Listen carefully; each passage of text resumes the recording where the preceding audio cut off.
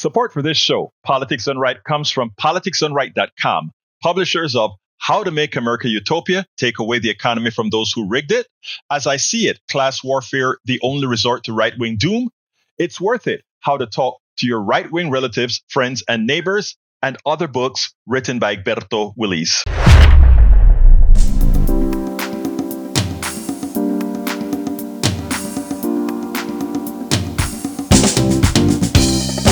Welcome to Politics Done Right. I am your host, Egberto Willies. This is a progressive program that will take the mystery out of politics. This is the program that will encourage you to make sure government becomes we the people. Whether you are liberal, progressive, conservative, or otherwise, you get to air your point of view. We are an independent media outlet that, unlike mainstream media beholden to corporations, we only owe allegiance to you.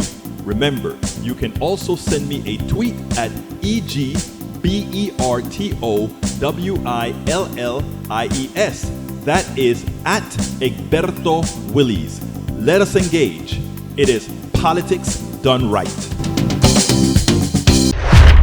Welcome to another edition of Politics Done Right. I'm Egberto Willies, your host. Today, I am extremely happy because we're going to touch a section of this country that is very misunderstood. We're going to touch a section of this country that many a times vote against their own interest, their own well-being. Look, Brian Reisinger grew up on a family farm in Sauk County, Wisconsin, and lives to tell the hidden stories of rural America. He is an award-winning writer, speaker, and consultant. Brian worked with his dad on the farm from the time he could walk. His book, Land Rich, Cash Poor, tells the story of the disappearing American farmer, weaving forgotten history with his own family, a four-generation fight for survival. Good. Welcome to Politics Done Right. Brian, how are you doing today? I'm doing great. Thanks so much for having me. Really appreciate it. Absolutely. So before we get started, tell me a little bit about your history on the farm, where you grew up, etc. Because I want folks to understand that this isn't what we're going to talk about isn't something coming from the left coast or the right coast, but this is reality and something that we don't get a lot of in our mainstream media, how people really live, the tribulations that they're really going through. Yeah, well, I appreciate you asking. I appreciate your focus on the issue. The reality is that I come from about as much a flyover country as you possibly could. You said it. I grew up working with my dad from the time I could walk, and it goes much deeper than that. We go back 4 generations. My great-grandfather actually fled and escaped pre-World War I Europe to come to Wisconsin, to come to the rolling hillsides of farmland in Wisconsin, try to make a better life. And my grandpa grew up in the Great Depression. And that was a time when farms, although things were incredibly hard, farms were such a dynamic part of our industry that he was able to climb into the middle class despite growing up in the Great Depression. My mom and dad survived the farm crisis. And then I grew up in the 90s and the early 2000s as farming went from being able to cut a middle class path through the depths of the Great Depression to barely making ends meet in modern America. I'm lucky. I grew up with a good, solid working middle class background, but it was slipping away for families and farms like ours all over the heartland. And so that's where I'm from. And that is kind of what informs my view on all this stuff as I dove into these issues for the book and as I think about these things now. Now, tell me, as you see it, what ails the farmer?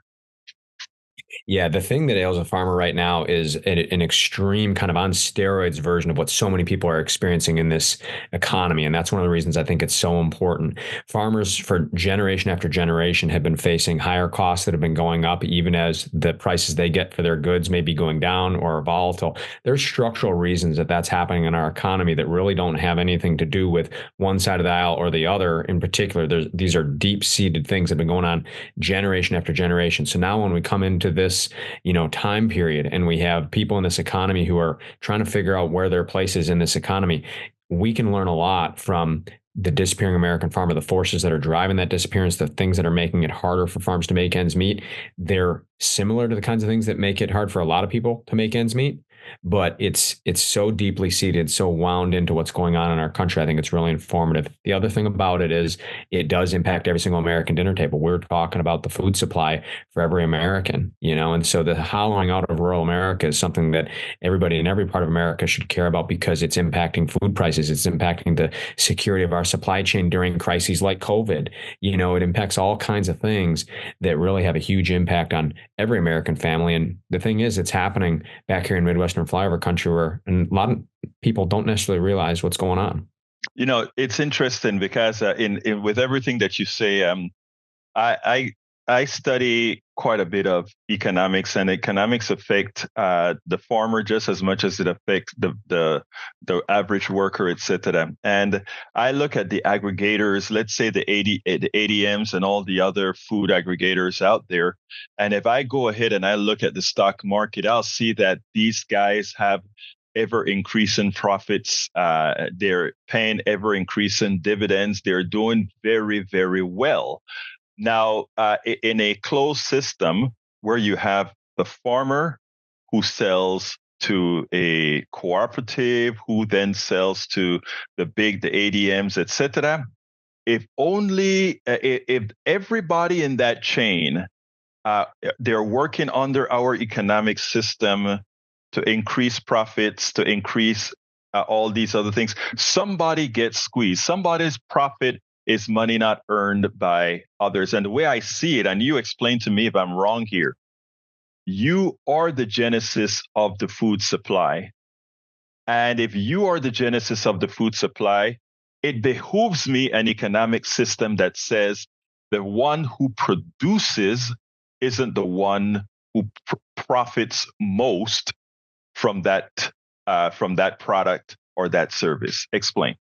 Yeah, the reality is there's a very big disconnect between what farmers get for their goods, their products, and their crops, and what consumers pay, whether it's in the grocery store or at the restaurant. And we could have an economy where we have a much more, I'll call it economically diverse range of options, different places that farmers sell to, different places that people buy their food from, that's much more diverse than it is right now. We really don't. What we have is a very large global kind of commodity based supply chain that gets the food from the farm gate to the dinner table, but does it through some very specific and limited channels. Now, some of that has happened through natural competition and things like that in the direction of the industry, but some of that has also happened just because things in the American economy, not just in agriculture, not just in food, but all across the entire American economy have become dominated by big, right? Mm-hmm. And so farmers, the small and medium-sized farmers, but even some of the larger farmers, they're the little guy in that economic picture. And so the squeezing occurs on the farmer. And the problem with that, beyond if you care about farmers, which I think a lot of your listeners probably do, we should care about people who are going through hardship. But irregardless of that, when farms get squeezed and we go from having over 6 million farms a century ago to having lost 4 million of those farms today, that impacts things. The farms that we have are carrying an increasingly perilous burden, and the channels that our food goes through to get to the consumers is one that can at times be incredibly vulnerable during disaster. It's one that is slowing down innovation and can lead to higher prices. It's one that creates all kinds of problems for the consumer, as well as, to your exact point, squeezing the American farmer and creating this disappearance, or at least contributing to it, because there's a lot of factors, but it is a big one. You're right. We've lied to ourselves quite often. We've said we believe in competition. We've said we believe in having as many people in one domain as possible, yet at the same time, we create laws. And we have to remember one thing. The economy is not divine. The economy was created by human beings. The laws that govern the economy is not divine. Again, these are created by human beings. And the fact that you spoke about channels, how the channels have been restricted in the way you get from the farm to market, that all those things are processes created by man, created by corporations, etc. The farmer, in my opinion, and you explained to me, you're the one who wrote the book, Land Rich, Cash Poor. The farmer has to find a way to take back control from the corporations. Again, we've seen all the profits in the corporations while the farmer gets squeezed. And at the same time, it seems like the farmers are selecting people who tend to believe in that process that squeezes them. Your thoughts? Yeah, I think that what farmers have been facing is all of those things combined with the successive instances of economic upheaval, the Great Depression, the Mm-hmm. farm crisis of the 1980s, the impacts of globalization, some of which have been good, some of which have been bad, the recessions of the more recent years, all of that. When you combine that with what you're talking about, when you combine that with the societal forces of our economy shifting from rural to urban, when you combine that with the way that technology has changed and has begun to leave those small and medium sized and even some of the larger farmers behind in certain ways, which is something we can get into. You combine all of that, these compounding forces leave farmers in a nearly impossible situation. And the reality is that there is plenty of blame to go around, and that's the bad news. The good news is that means there's plenty of things that people on both sides of the aisle can do about it. One of the things that I think that folks on the right have failed to do is recognize what's happening in competition in this country, to your point, and that it's something that they believe in. I think many of them maybe in good faith, but it's something that has slipped away and policy-wise has not necessarily carried through in a way that can protect not only farmers, but small businesses, consumers of all kinds. There's things that I think the other side of the aisle has also done where the role of government has maybe been captured by folks who use it for things different than what it was intended for when we think about subsidies and things like that. And so that's why I think it's important to have honest conversations about both sides. But I think you're absolutely right. And I will say, I think that, people in the heartland, people in rural areas, they have a lot of reasons for voting the way they vote. One of the things that we do need to do is we need to see an entirely new reorientation by both political parties, and not just the parties, but all ends of the political spectrum around how are we going to create more opportunities for our farmers? Not just how are we going to support our farmers, because you do hear people on both sides of the aisle say, "Oh, I support the farmers," and they'll give lip service. They might even throw an initiative at a farmer now and then. There's certainly plenty of support in a general sense for farmers. They're a beloved people. They're wrapped up in our national identity. So I'm not going to say that nobody cares about the farmers, but I will say that I don't think our policy has been geared toward actually making a difference. And the question is not, what do you think of the farmers? Because everyone will say, "Oh, we love farmers. We love the Super Bowl commercials. We love those stories telling us about farmers overcoming adversity in the Great Depression. We love that stuff. It makes us feel good as Americans." But we've been stamping farmers out systematically. And so if we ask ourselves the question, what are we doing to create new opportunities for farmers, new market opportunities, new places that farmers can sell more goods, and in turn, consumers and hardworking American families more places and ways they can get their food? That's what's going to help solve this. That's what's going to change a lot of these deep-seated policy problems. I agree wholeheartedly. Now, let's talk a little bit about policy. You're a dairy farmer. You and your dad were dairy farmers. And just a question here. Your business was fairly profitable, but it's more difficult each year. It gets more difficult with all the different rules, et cetera. You spoke earlier about technology and how technology affects the small farmer. Specifically, how does technology affect the small farmer? Yeah, absolutely. It's a really great question. A note on how my background informs it. You're absolutely right. My dad was a dairy farmer.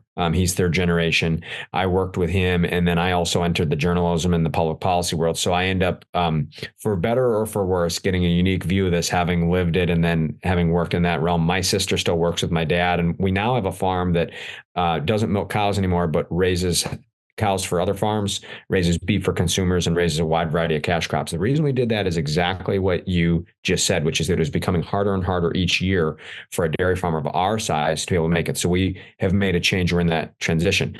Where does technology fit into that? This is one of the great untold chapters of what's happened to the disappearing American farmer. People remember the farm crisis in the 1980s, and that it was its own little depression just for rural communities. And what was going on around that same time was there had been a shift in technology in this country. In the 50s, 60s, and 70s, there were people leaving rural areas for urban areas, and there was a need to figure out a way to make it so that farms could continue to operate with less labor because they had people leaving because there were better paying jobs in the city. So one of the ways you could do that is you could have technology help farms get better scale, meaning take on more acres, take on more animals with fewer people breaking their backs to do it. Some of that was good because we were losing workforce to the urban areas and because farming's hard work. And man, modernizing it and help it be more efficient is a good thing in general. I think we can all agree on some amount of that. But what happened is it went so far. And by the time we got to the 70s and 80s, those farm wages and those factory wages kind of caught up. We didn't need to have technology making it possible for farms to get bigger and bigger anymore. That had worked out and it was just fine. The technology was now leaving behind those medium and small size farms. What we needed was what's called scale neutral technology. That means that it's affordable enough and practical enough for farmers of all sizes. So instead of the big implements being pulled behind tractors that cover huge amounts of fields, bigger than a lot of farms have, and more expensive than a lot of farms can afford, we needed technology that was going to work for farms at all levels of that kind of chain. And we didn't have that. And by the time we got to the 70s and 80s, by the time we moved into the farm crisis, technology was leaving farms behind as well. So we got on the other side of that farm crisis. All that economic devastation came into the 90s, and the small and medium-sized farms that remained, not only had they weathered that terrible storm of the farm crisis, they also didn't have the technology they needed to be able to continue to compete in this economy. Now, so the reality is we could have had policy that mitigated that. We could have had policies that gave certain advantages for small farms. Let me say something. We always talk about security. We always talk about the national security, and we tend to look at that from a militaristic point of view, not realizing that having a diverse bunch of folks who farm. Let me give an example. Suppose we created one large farm. It would always be more efficient to have one huge farm, one manager, and everything works fine. But you shoot that manager, or that manager gets sick, or something happens. You no longer have diversity. With the lack of diversity, you kill the crop. That's why we like to have diversity in crops, diversity in all these things to ensure the sustainability over time. Now, as it turns out, there is a downside. There's an upside to having huge farms. I mean, there's an upside to having huge farms. Theoretically, prices could fall because there's less labor, efficiency of scales, etc. The price you pay are two, right? One in which we can hurt ourselves if there is a major problem. We found that with the milk industry, right, with the Similac, when the baby food industry, by concentrating that into one area, when one plant went down, it was a national issue. Same thing with farming. We could have that problem. Now the issue is here that we lose our security by not having a whole bunch of small and medium-sized farms throughout our nation. And only policy can control that, because efficiency is not the only thing we should be searching for. We should be searching for sustainability as well. And one of the problems with this efficiency is that efficiency didn't go to pay farmers for having brought us to that point. It went into the pockets of the few who controlled capital. And here's what's happening. We have had basically the holy grail of food and agriculture policy in this country has been about cheap food. Mm-hmm. And cheap food to your point, is a worthy goal.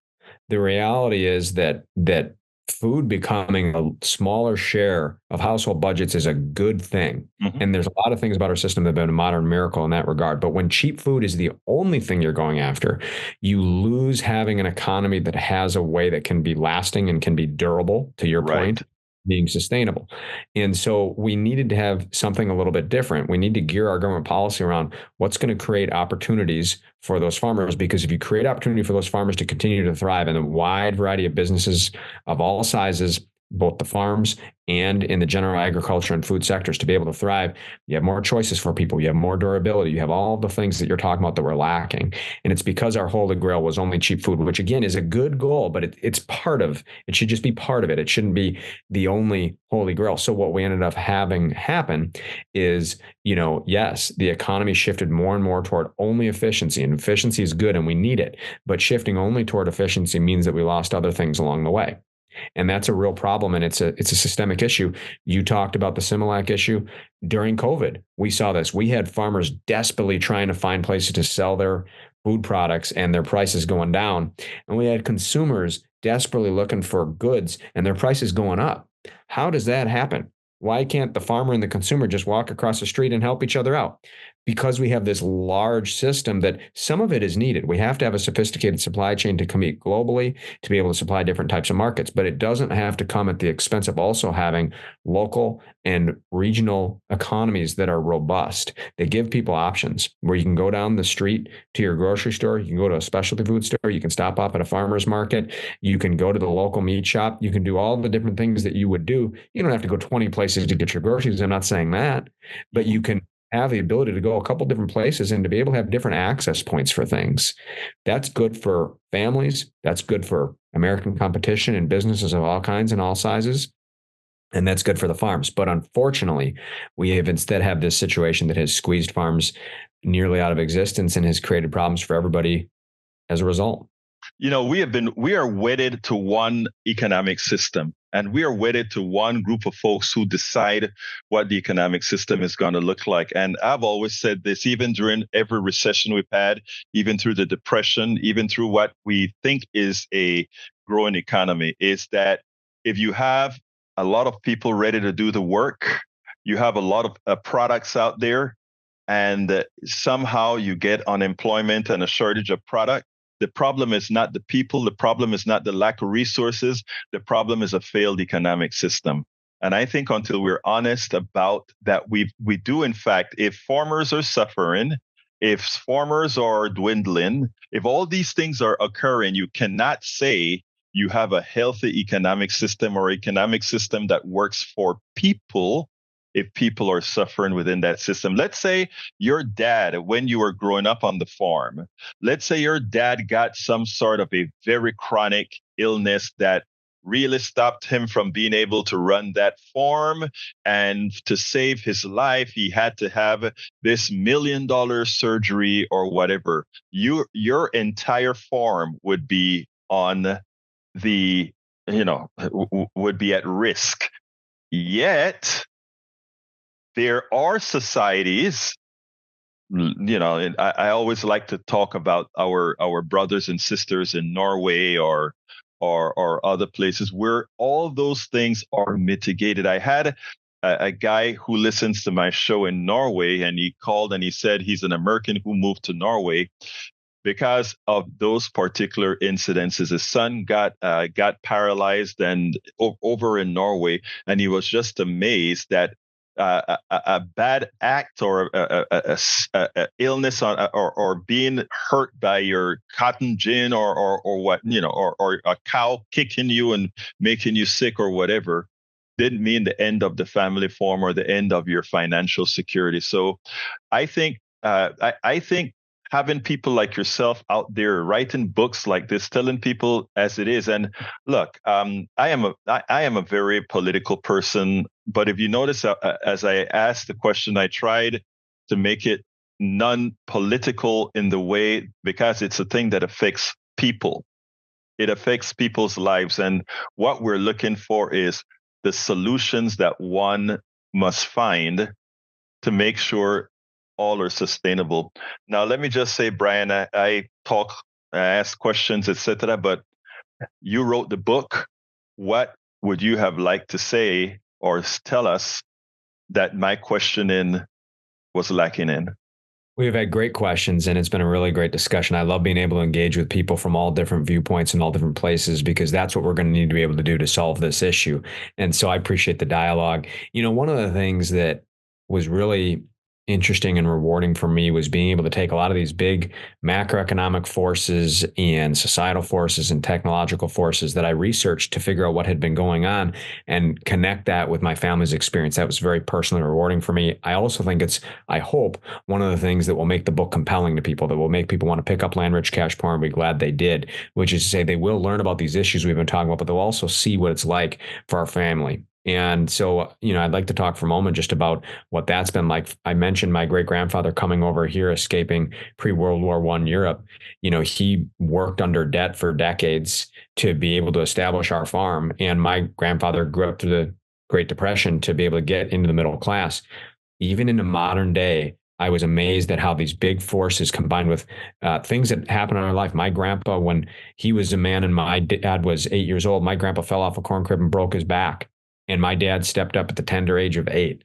And he's been milking cows and farming ever since that time to help out. When my dad was a parent and was going through kind of middle age, and I was 14 years old, my dad ended up having the need to have a really important surgery because of some internal bleeding things he was having. At 14, I stepped up. My dad was laid up for a month and a half. And you're right, these things, they put the farm at stake, and it really presses down on families like ours. And we're so grateful for the opportunity to do this and to live close to the land and to help feed the country. But also just the things that happen to a family when you're living close to land and you're subject to the weather, the wind, the rain, the economic forces, the physical danger and the peril that can happen. It's really a rewarding thing to be able to tell those stories about what happened when people were in danger, when people overcame adversity, when people worked in ways they never thought that they could. And when we face all that wind and rain, and to be able to connect that with what's going on in the broader economy and try to reveal something to people from urban and rural America alike, that's been a really rewarding thing to be able to do. Let me tell you, Brian, teachers and farmers are the two biggest heroes, in my opinion, when we think about it. They feed us and they move us forward. They move knowledge forward. The two most important jobs in this country, in the world. Yet I believe too often they're some of the least respected. They're always given accolades. It's great to give a farmer and a teacher accolades. But when it is time to invest in doing what's necessary to make sure each of these are healthy, we find teachers scraping and we find farmers doing the same. I hope with the advent of your book, with some of what you've spoken here and going before, that people would start looking into real policies that make lives better for the farmer, the teacher, and all these people that are the heroes in our society. So with that, Brian Reisinger, author of Land Rich, Cash Poor, My Family's Hope and the Untold Story of the Disappearing American Farmer, who we don't want disappeared, folks.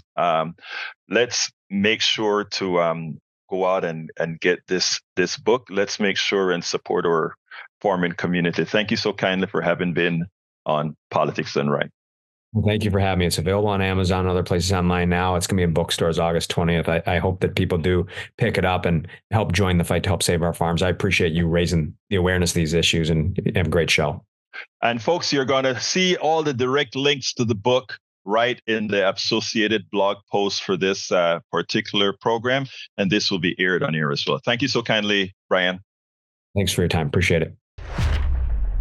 Welcome to another edition of Politics Done Right. I'm Egberto Willies, your host here from Netroots Nation. Of course, we meet some very interesting people that are making a change to our politics. And today we are lucky to have Campt Tamarius of Smart Politics and David Campt of the Dialogue Company. How you doing, Miss Tamarius? I'm great, thank you. And how are you doing, Senor David? Very, very nice. Very nice. I'm glad to be here. Well, David, it's interesting because you and I spoke before, and you speak to a whole lot of people, and you wonder sometimes, I know that person, or now I remember what it's all about. Anyway, you are the founder of a company called the Dialogue Company. Why did you think you needed to do that? Because I know that so many people can't talk well to people they want to collaborate with. So in the workplace, they can't talk well. They certainly can't talk well in the workplace about DEI issues. But here, it's a political season. People, especially white progressives, talk really poorly to people in their circle about racism and about other things. And so I, in order to do my part to change this country and this world, I wanted to manifest what I know about persuasion so that people can collaborate more, especially white progressives. Now, you have a company called Smart Politics. Yes. How, first of all, you work a lot with David Campt. Both of you work together. I do. First of all, what do you do at Smart Politics, and why did you find it advantageous to work with David? Yeah, so Smart Politics was founded in 2017. It's a nonprofit organization. And what I do is I teach progressives how to communicate more persuasively with people who disagree with us. And a lot of times that means having conversations about racism and race. And so David and I have particularly collaborated around that issue. Now, you just mentioned something that, let me kind of expand on it. You said, generally, if you're talking about issues between progressives and others, a lot of times the race issue comes up. Would you consider that the major issue, though, or would you consider that just one of the several issues that, you have to get the gradations? What do you think? It comes up a lot, but it is absolutely not the only issue that comes up. Do you think it is the major issue, or do you? Because I want to hear your opinion before I say what I think. I think it is the primary issue that progressives run into trouble talking about. Yeah, but it's not the only issue that they run into trouble with. Okay, so since you work with David, I want to ask the question this way to David. Do you think the reason why many progressives may have issues with, let's say, and I don't want this to be a racial discussion, because this is much more, in my opinion, than race, what both of you are doing. But do you think it has something to do that just people are people? In other words, let me tell you, in my personal dealings with people, I don't find that conservatives are any less racist than progressives. The only difference I've seen, and y'all can correct me, both of you can, the only difference I think I've seen is that progressives intrinsically want to do something about it, even if they themselves have that cancer, they want to do something about it, while conservatives just throw their hands up, say, to hell with it, that's life. Your thoughts? My analysis is that conservatives, progressives might not be different in how much they're racist, but you're right that they're different in how much they care about racism. The way I think about it is that the two fundamental questions are, how much does bias and racism exist now? Conservatives tend to say very little. Progressives tend to say a lot. And what's how much does our historical racism affect us now? Conservatives say very little. Progressives say a lot.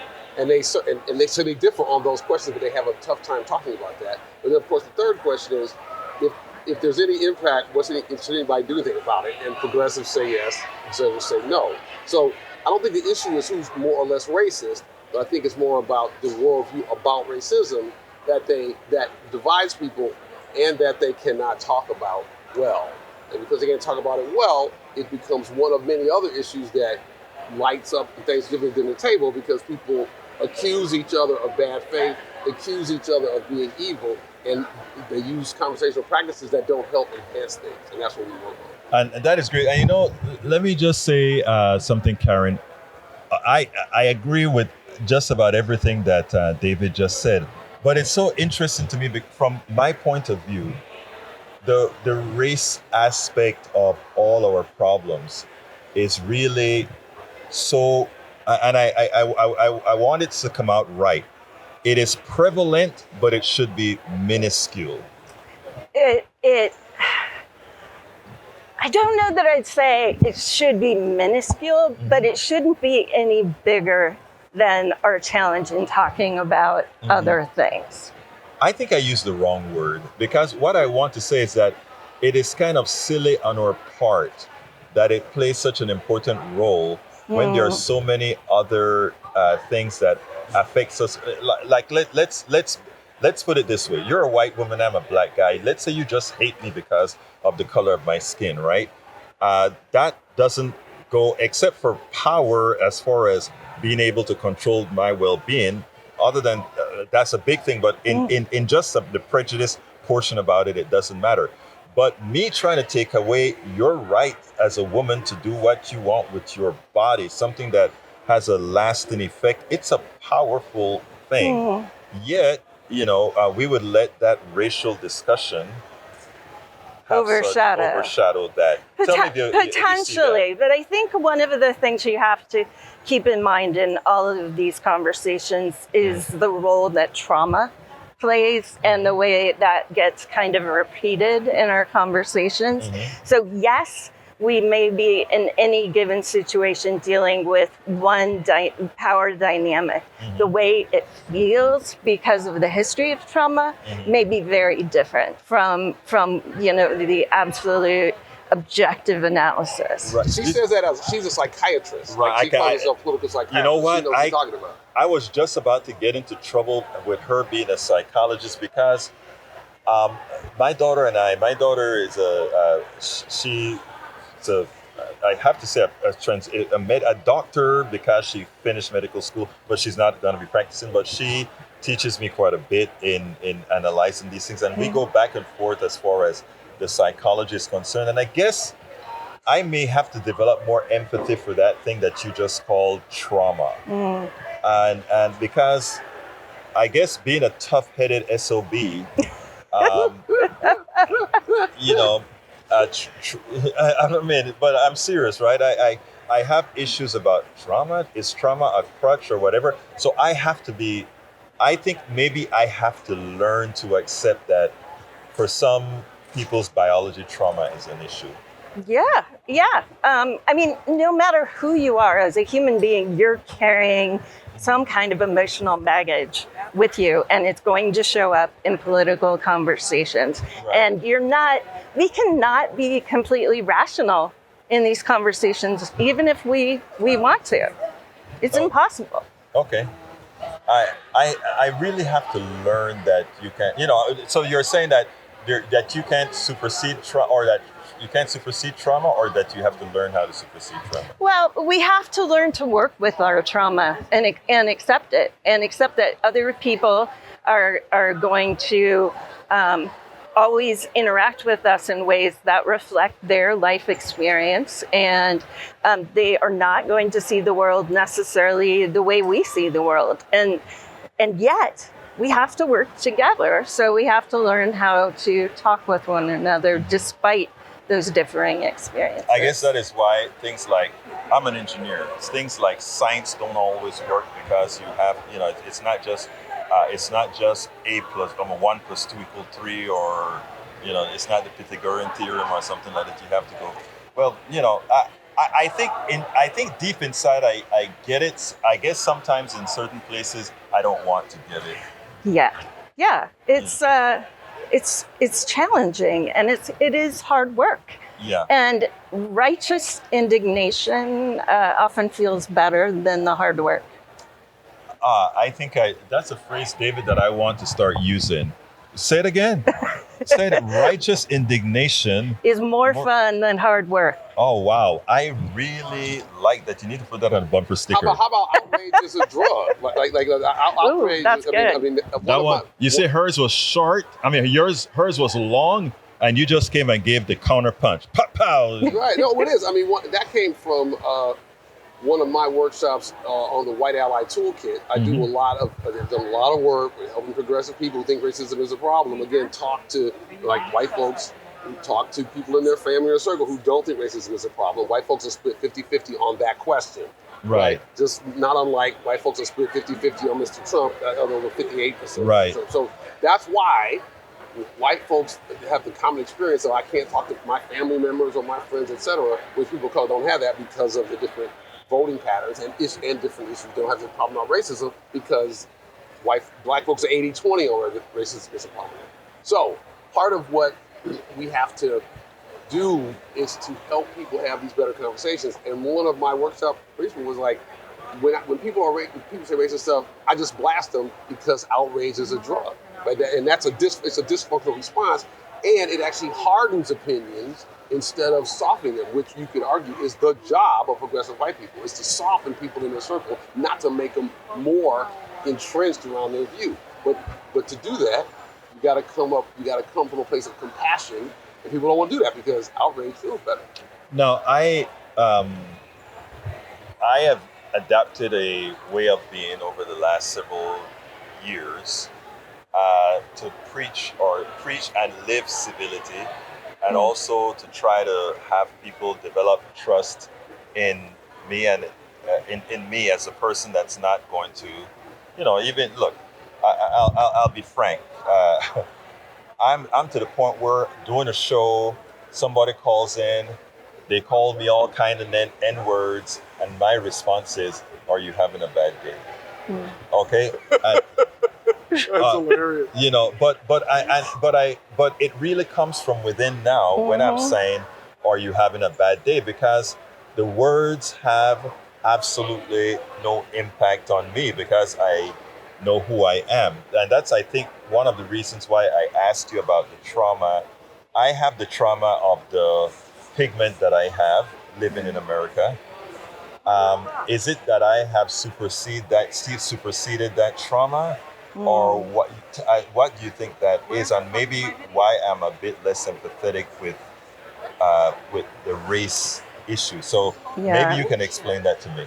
Well, as a person trained as a psychiatrist, I think of it through the lens of exposure therapy. Mm-hmm. So how do we treat PTSD in a patient? We do it with exposure therapy, where you subject yourself a little bit to environments in which you have to confront things that make you very uncomfortable, may trigger past trauma, may really be difficult for you, but your body naturally acclimates over time if you stay with it. And so eventually you get to a place where it just doesn't land anymore.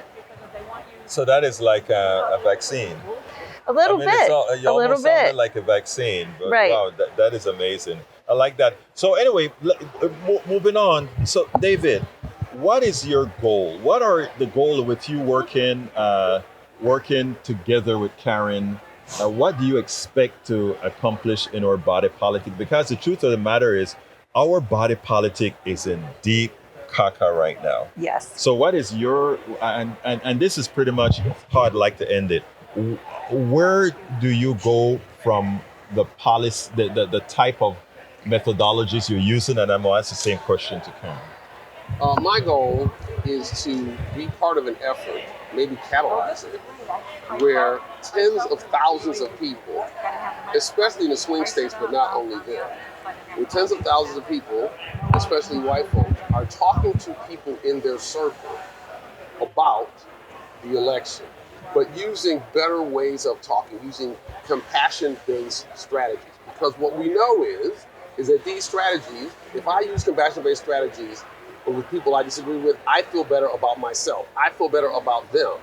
And overall, if I use those strategies, even if they don't, sometimes they change their mind, but sometimes they just decide that if they're voting the other way, they just decide not to vote, because part of their voting behavior is driven because of their hatred of liberals. And so if I create a positive encounter, they feel less resentment, and some of those people will vote differently or not vote. And so that's my goal. I love that. Believe it or not, some of that I wrote in How to Talk to Your Right-Wing Relative Friends and Neighbors. So I'm 100% with you with that. And sorry for stepping right on, brother.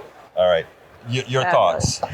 It's very much aligned with David's thoughts. What I really want to see is people talking to their friends, family members, co-workers, neighbors, about what really matters to them in this election, and having conversations across lines of difference. Like, talk with the people who you tend to disagree with rather than spending all your time, complaining with the people you already agree with.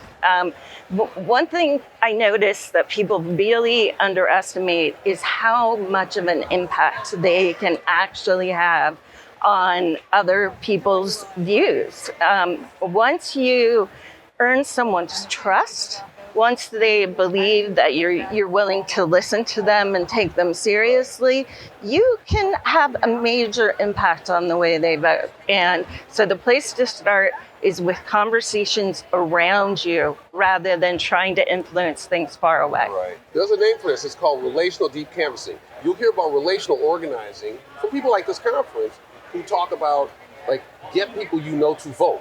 And you'll also hear about deep canvassing, where people send people out to have long conversations at the door to try to change people's minds. What we're talking about is combining those in something called relational deep canvassing, where you mobilize to talk to people already in your circle, but to use best practices in trying to get the ones who are left-leaning to vote, who might not want to vote, and the people who in the center who might vote but might vote the other way, to talk to them. That's the purpose of that. Karen, thank you so kindly for enlightening us. That was excellent. And David, thank you so kindly once again for being on Politics Done Right. I mean, I think this has been an enlightening conversation. And I think I've learned, I think there's so much that we can go out there and do to make a better world. Thank you guys so kindly. Thanks for having us. Thanks. We're here with Mr. Gervais. Did I say that right? Joseph Geevarghese. I got to read this. I'm Yeah. so sorry. Joseph Geevarghese. Geevarghese. Okay, I get it. Listen, my name is Egberto Willies. I bet you can't say it. Egberto? Thank you. I don't feel bad. You mispronounced my name. I mispronounced your name. So we're both from... We're even. I'm from Panama. Right on, brother. Yo soy de Centroamérica. You know how that goes. Anyway, tell me about our revolution. What are we into right now? So our revolution was founded by Bernie Sanders after his 2016 presidential bid. Our mission is to keep the progressive electoral base mobilized over the long term, and really to do three things, right? To elect down ballot progressives at every level of government, to fight for progressive issues like the ones that Bernie ran on, whether it's healthcare for all, whether it's climate justice. And the last part is to make sure we transform the Democratic Party so it's not a corporate-owned Democratic Party, but it's a party that represents the will of the people. Well, let me just kind of forewarn you. I am I was a 2016 Bernie delegate. I campaigned for Bernie. I support Bernie. I am not only support Bernie, but I am also a paid member of Our Revolution, which means I subscribe to the Revolution. So, I mean, let me just tell you that we are on the same wavelength. Now, here's what's important, right? I love what you say about we have to decorporatize the Democratic Party.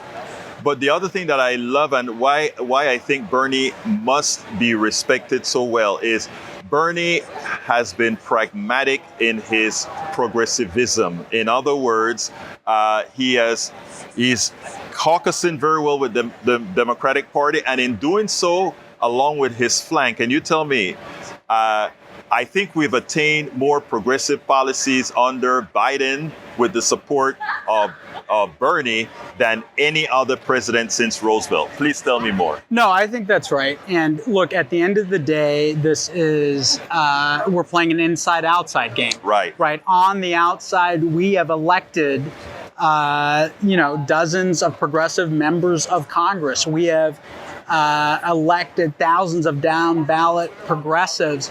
All of that put together, right, shows that Bernie's not a lone voice in the wilderness. There's actually a movement, and that gives people like Bernie a real seat at the table when he's engaging with the administration, and that's what's helped us achieve as much as we have. That being said, have we gotten everything we want? No. But it's on us as a movement to keep fighting, to keep organizing, and to make sure the Pramila Jayapals and the Bernie Sanders have a movement behind them when they engage the establishment Democratic Let me Party ask you, you and just elected called from officials. Camila Jayapal, Yeah. and is Ro Khanna part of of that membership as well? The Yes, progressive Ro movement? Khanna is Okay, just a wanna- leader in the progressive and movement. AOC, of course. That's right. And others. I mean, so what is the position of our revolution with Biden right now? Let me just say this. I hope we're promoting, no matter what happens in that resolution, that everybody needs to go out and vote, first of all, and everybody better start voting straight Democratic ticket this election forward. Your thoughts? So, amen to all of that. I would say Donald Trump and the far right are an existential threat to democracy, and we have to do everything in our power to evict him from any office. And that being said, we surveyed our members. 34,000 people responded. Mm-hmm. These are progressive voters who are activists and donors like yourself. Right. And I would say they're the base of the Democratic Party. We surveyed our members, 34,000 people, 70% said that they're not sure that Biden can beat Trump. Right. So there's a real doubt in the minds of progressive voters about who is the best person. And it's uncertainty. Right. The second part of that is 70% think that Biden should step down. Those are related. At the end of the day, I think we start with the premise that you put forward. We have to get everyone to vote and defeat extremism in our country. And the question for us is, who's the best, the strongest, most energetic candidate that we can put forward to do that? And you know, is our revolution taking any positions, or they're just sort of letting things play by? Look, I mean, at the end of the day, Joe Biden and his inner circle will make a decision. Our members have spoken, as have AOC and Bernie. I think. Let me interrupt. I think AOC came out in full support of Biden. Yeah, that's right. That's right. Just want to make sure. Yeah. No, that's right. I think, I think the administration, the campaign will take all of that into account as they make a decision about the best course forward. Let me just say that on our chat we have, just wanted to say shout out to Joseph. I'm a big fan of this work for our revolution. Woo!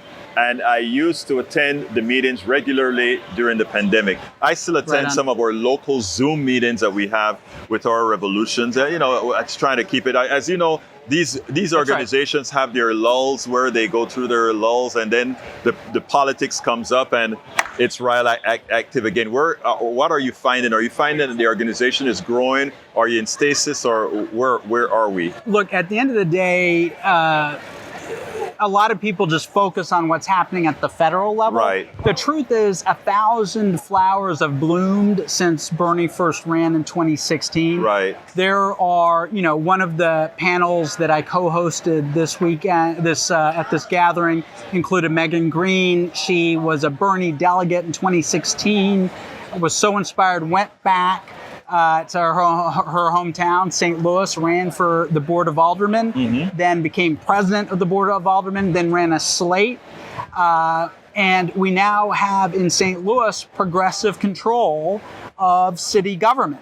And they're passing things like union rights, expanding housing, universal basic income. So there's amazing stuff that's happening that may not be on the front page of the New York Times.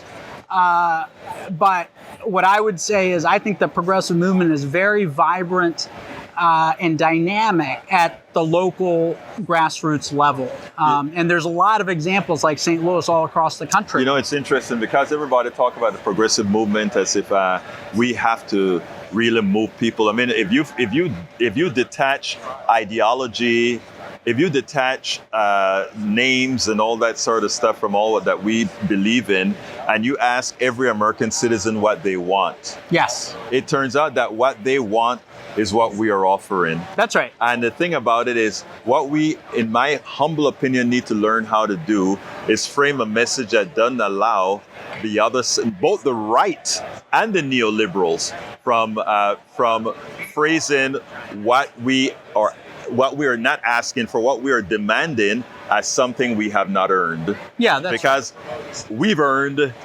We are the ones who built this country. We are. I mean, the existence of billionaires are really things on our backs. So when we're telling them to pay more, we're not asking them to do a favor.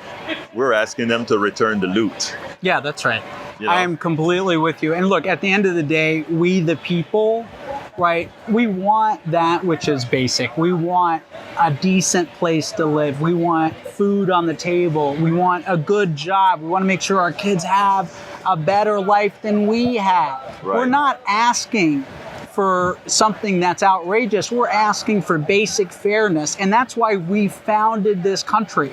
We did not want power to be concentrated in a single individual, whether it was a king or a set of private companies, monopolies, right? That was the foundation of this country, was to let every person live out their freedom and autonomy so that they could live the life that they're called to live. And that's what our politics is about in the progressive movement. And I think if you remove all the name calling and the disparaging and you just lay that out, I think 99% of Americans agree with us. And the 1% that don't. Look in the camera and give us a closer. Let us know where we go from here. So, brothers and sisters, where we go from here is we keep fighting. We have made dramatic strides since 2016 in terms of advancing our agenda, whether it's healthcare for all, whether it's climate justice, whether it's union rights, raising wages. And we've got to keep hope alive because we've got to keep organizing to keep winning on the progress that we've made. So for all of the listeners out there, this moment might feel a little self-defeating. We may feel discouraged. But at the end of the day, where we've come in just less than a decade is remarkable. Joseph, let me tell you, I have no despair. I have no fear. I think we're going to see a landslide that's going to surprise people. And, for all of those that think I am naive, I've been at this for decades. I think the Republicans have laid a pathway that has so inflamed women, so inflamed the poor, so inflamed so many, that if we do our job, and I'm talking about our revolution, I'm talking about the progressive movement, I'm talking about everybody, if they do their job, there is absolutely no way we don't clean house from municipalities to states to federal, but we've got to do our job. Amen to that. And our job, whether as members of our revolutions or just citizens, is to organize. Absolutely. And is to have conversations with our neighbors and our friends and our families and organize people to get out and vote and to be active in the public arena. And that's how we win. And that's how we've won all through our country. Joseph. Okay, let's have a talk. Remember, you couldn't say my name well either. Joseph Geevarghese. That's getting closer, brother. Geevarghese. Joseph Geevarghese. Yeah, that's right. I got it right. Thank you so much kindly for having me, brother. Actually, my brother, thank you for being here. Support for this show, Politics Done Right, comes from politicsdoneright.com, publishers of How to Make America Utopia, Take Away the Economy from Those Who Rigged It, As I See It, Class Warfare, The Only Resort to Right-Wing Doom, It's Worth It, How to Talk to Your Right-Wing Relatives, Friends, and Neighbors, and other books written by Egberto, Willies.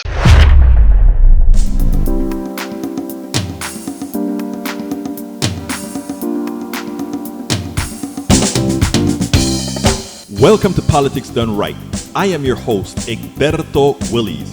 This is a progressive program that will take the mystery out of politics. This is the program that will encourage you to make sure government becomes we the people. Whether you are liberal, progressive, conservative, or otherwise,